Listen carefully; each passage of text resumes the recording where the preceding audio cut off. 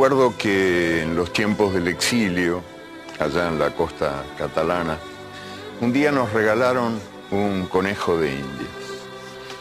Llegó a casa enjaulado. Me dio lástima verlo así, prisionero, y al mediodía le abrí la jaula. Cuando volví a casa, al anochecer, lo encontré tal como lo había dejado. En el fondo de la jaula, pegado a los barrotes, temblando del susto de la libertad. Me pregunto si el mundo de nuestro tiempo no nos estará convirtiendo a todos en ese conejo de Indias. Hoy voy a contarles, a mi modo y manera, algunas historias del miedo que en el mundo manda.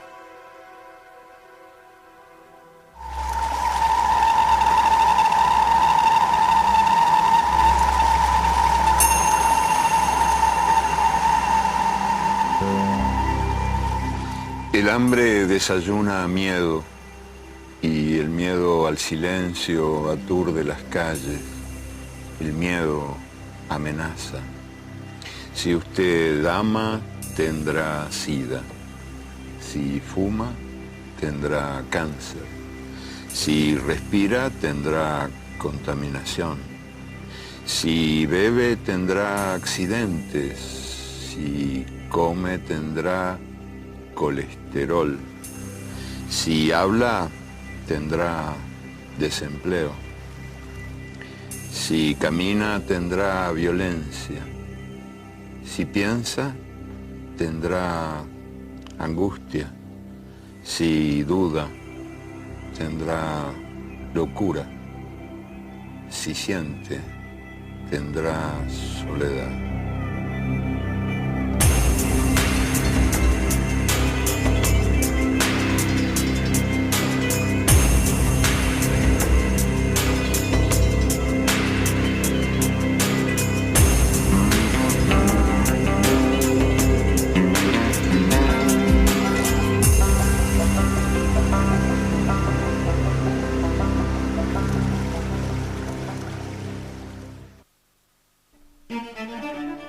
Los que trabajan tienen miedo de perder el trabajo y los que no trabajan tienen miedo de no encontrar nunca trabajo. Quien no tiene miedo al hambre, tiene miedo a la comida. Los automovilistas tienen miedo a caminar y los peatones tienen miedo de ser atropellados. La democracia tiene miedo de recordar y el lenguaje tiene miedo de decir. Los civiles tienen miedo a los militares tienen miedo a la falta de armas, las armas tienen miedo a la falta de guerras. Es el tiempo del miedo. Miedo de la mujer a la violencia del hombre y miedo del hombre a la mujer sin miedo. Miedo a los ladrones y miedo a la policía. Miedo a la puerta sin cerradura, al tiempo sin relojes, al niño sin televisión. Miedo a la noche sin pastillas para dormir y a la mañana sin pastillas para despertar. Miedo a la soledad y miedo a la multitud, miedo a lo que fue, miedo a lo que será, miedo de morir, miedo de vivir. Tiempo de miedo.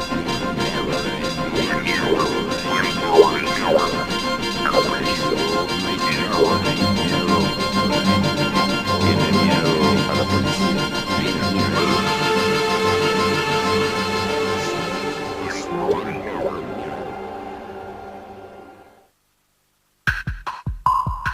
No se sabe si ocurrió hace un rato o hace siglos o nunca. A la hora de ir a trabajar, un leñador descubrió que le faltaba el hacha. Observó a su vecino. El vecino tenía todo el aspecto de un ladrón de hachas. Estaba claro, la mirada, los gestos, la manera de hablar. Unos días después, el leñador encontró el hacha que había perdido.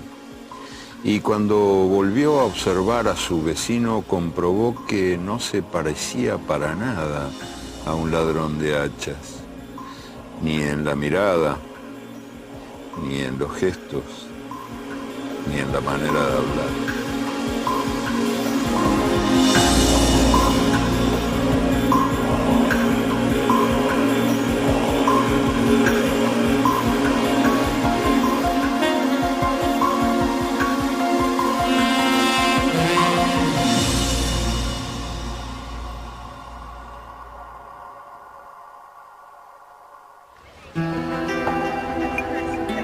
El culpómetro indica que el inmigrante viene a robarnos el empleo y el peligrosímetro lo señala con luz roja.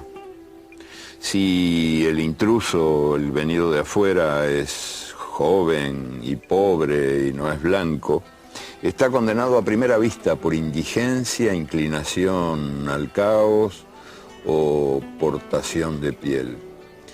Pero si no es joven, ni pobre, ni oscuro, de todos modos merece la malvenida porque ha venido a trabajar el doble a cambio de la mitad.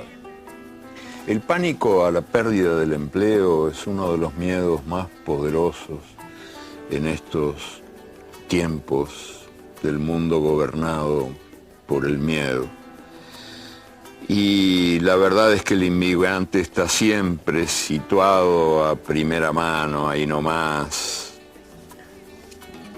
a la vista, a la hora de encontrar culpables del desempleo, de la inseguridad y de otras muchas temibles desgracias.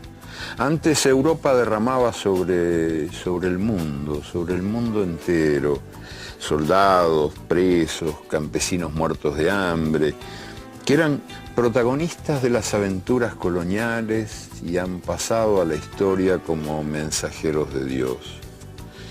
Era la civilización lanzada al rescate de la barbarie. Ahora el viaje ocurre al revés. Eso quiere ser la invasión de los invadidos. Los que llegan o intentan llegar desde el sur al norte son protagonistas de las desventuras coloniales que pasan a la historia como mensajeros del diablo. Es la barbarie lanzada al asalto de la civilización.